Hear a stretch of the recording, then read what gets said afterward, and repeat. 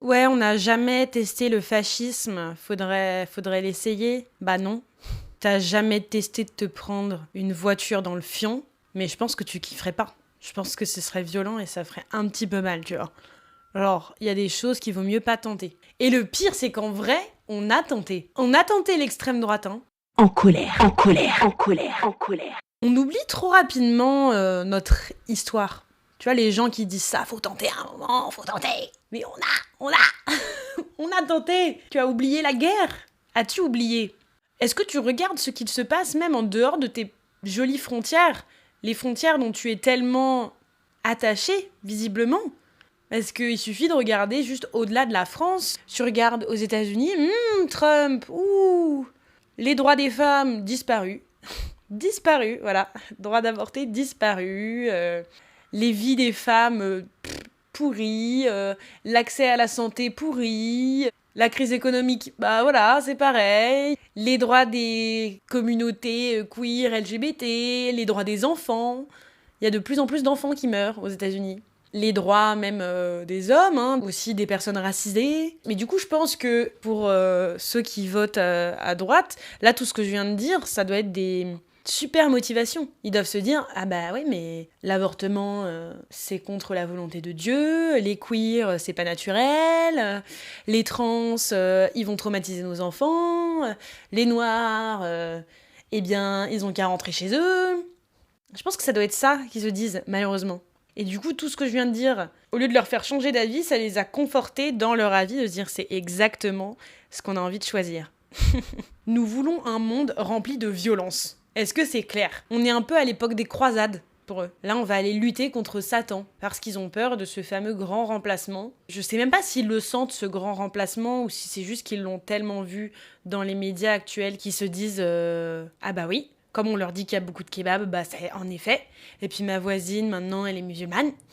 Et puis quand on y pense, on vient d'un pays, pardonnez-moi madame ou monsieur, les frontières n'existent pas. Les frontières, ça évolue. On est tous des immigrés. Maintenant, on a décidé on dit qu'on appartient à tel pays selon telle ou telle règle qu'on a nous-mêmes créée, mais on vient tous de plein de pays différents en soi. Suffit de remonter, si c'est pas ta génération, tu remontes à la génération de tes parents, ou alors tes grands-parents, ou tes arrière-arrière-grands-parents, ou tes arrière-arrière-arrière-arrière-arrière-grands-parents. Depuis toujours, t'es pas en France. Parce qu'avant, la France, ça existait même pas. À un moment, ça n'existait pas. Si tu veux vraiment aller très très loin, on est tous égaux, hein. Les blancs, les noirs, ce que tu veux, les catholiques, les musulmans, les juifs, les asiatiques, les européens, les américains.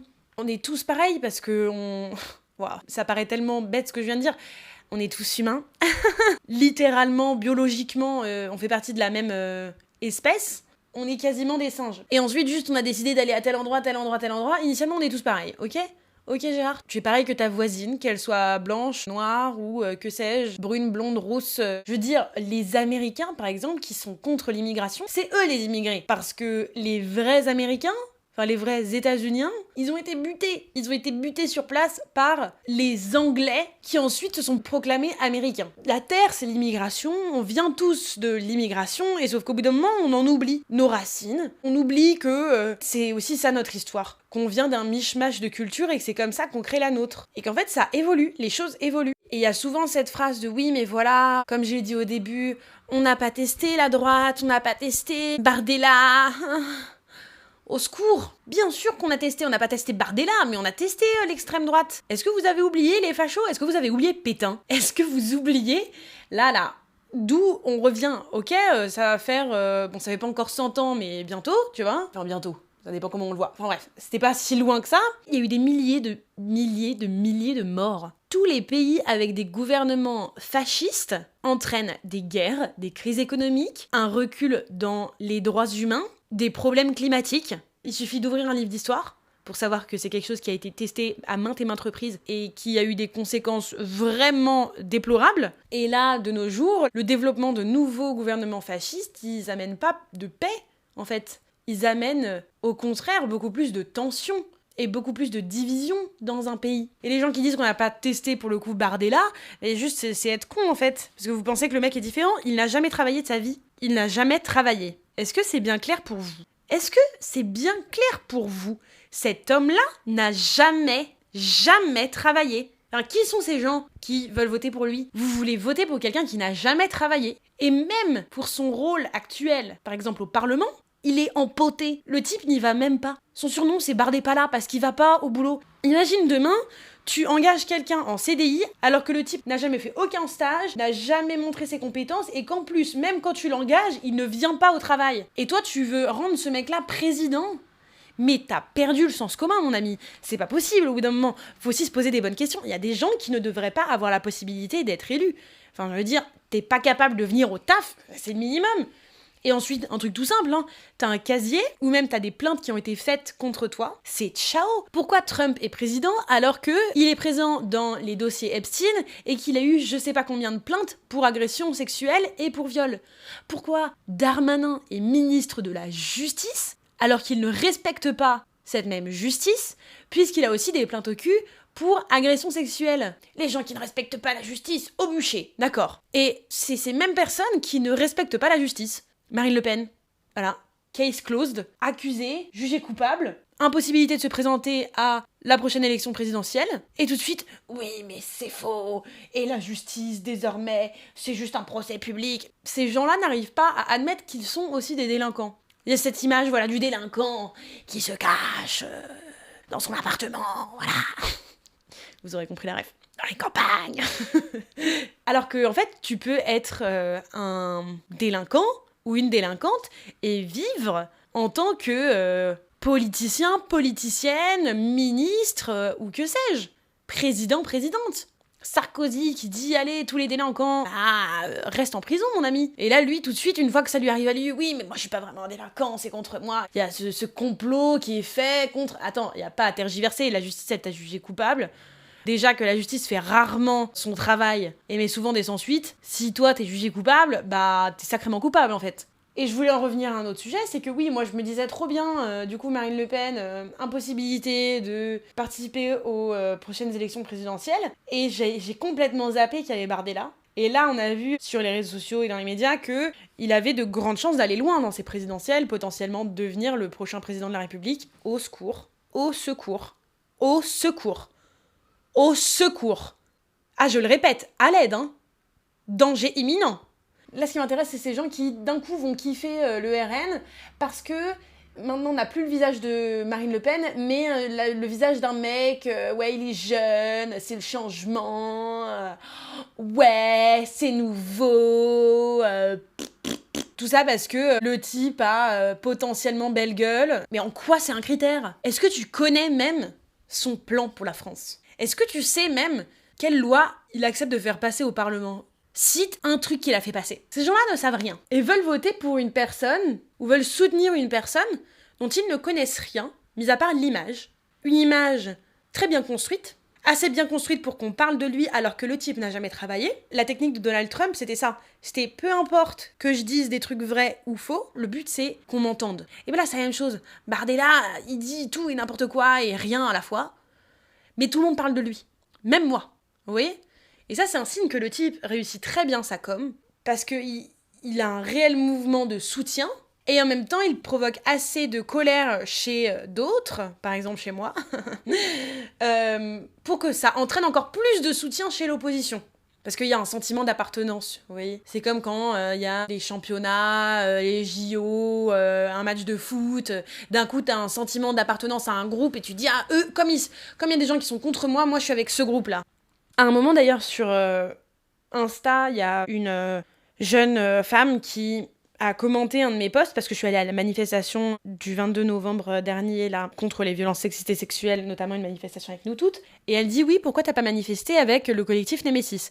J'en ai déjà parlé et je pense que vous connaissez tous ce collectif, mais si jamais, petite piqûre de rappel, c'est un collectif qui se dit féministe mais qui est en réalité tout simplement un collectif fasciste de femmes qui veulent lutter contre l'immigration, qui s'alignent avec l'extrême droite et qui disent défendre les femmes, mais seulement les femmes blanches qui sont du coup agressées par des OQTF, en gros.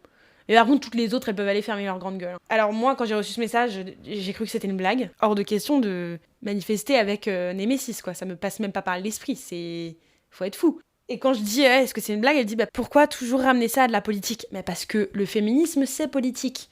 J'en ai déjà parlé dans un épisode d'ailleurs que vous pouvez aller écouter qui s'appelle l'histoire d'une révolte mondiale, ou je sais plus exactement, c'est dans mes premiers épisodes, où je raconte justement l'histoire politique du féminisme. Le féminisme, c'est un mouvement politique. C'est pour les droits. Les droits, par essence, c'est de la politique. Avoir des libertés, avoir des droits, c'est lutter pour faire passer des lois, c'est politique. Avoir des idéaux pour une société, c'est politique. Vouloir défendre les droits de toutes les femmes, ça implique toutes les femmes au-delà des frontières, peu importe le pays, peu importe l'ethnie, peu importe la religion. Donc c'est politique. Quand on a un gouvernement qui est contre l'immigration, qui est contre le fait de protéger par exemple telle femme dans tel pays, telle femme dans tel autre pays, qui est pour le traitement de certaines femmes d'une certaine manière, des femmes musulmanes d'une certaine manière, en fait vous continuez à vouloir faire du mal à ces femmes-là, ça va à l'encontre du féminisme, parce qu'on veut le bien pour toutes les femmes. Donc bien entendu, c'est politique. Genre pourquoi ramener par exemple la Palestine dans le sujet du féminisme ? Parce que la condition des femmes nous importe, qu'elles soient en France ou en Palestine ou en Israël ou au Soudan ou au Congo ou aux États-Unis ou en Espagne ou en Italie ou en Chine ou en Russie ou en Australie ou je sais pas en Slovénie, en Arabie Saoudite, en Norvège, en Finlande, peu importe le pays en fait. Mais par contre, on va d'autant plus parler, là, dans par exemple la manifestation Nous Toutes, là où les droits des femmes sont vraiment mis en danger actuellement, c'est en Palestine, c'est au Soudan, c'est au Congo. Là, c'est des cas vraiment d'extrême urgence. Donc, il s'agit, pendant ces manifestations-là, de donner une voix bien plus importante à ces femmes-là qui souffrent bien plus dans ces pays spécifiquement. J'en reviens à ce que je disais initialement. La femme qui m'avait envoyé ce message-là sur mon compte Insta, bref, je suis pas du tout d'accord avec elle. Après, elle commence à continuer ses messages. Je m'énerve et je l'affiche sur ma story. Et elle me répond, elle commence à taguer le Rassemblement National et là, je me dis, oh là là, catastrophe. Je vais vraiment m'énerver, quoi. Et elle dit quelque chose. Vous qui dites défendre toutes les femmes, en fait, vous êtes vraiment pas tolérante envers les autres, genre moi, tu vois. En gros, elle se citait elle. Mais est-ce qu'on doit être tolérant envers des personnes qui sont intolérantes ? Dans le féminisme, et souvent les mouvements de gauche, on se dit tolérant, ouvert d'esprit. Et moi, je me dis, je veux me battre pour toutes les femmes. Et je suis tolérante. Par contre, est-ce qu'il faut garder cette tolérance-là quand on est face à un interlocuteur ou une interlocutrice ou même un groupe ou un mouvement qui promeut l'intolérance, qui promeut la violence. Et moi, initialement, je me disais, oui, puisqu'on est tolérant, on peut pas choisir et tout. Et en fait, je crois que non. Et c'est exactement ce que fait la Belgique. Je crois que c'est dans les médias belges. Ils ne donnent pas la parole à l'extrême droite.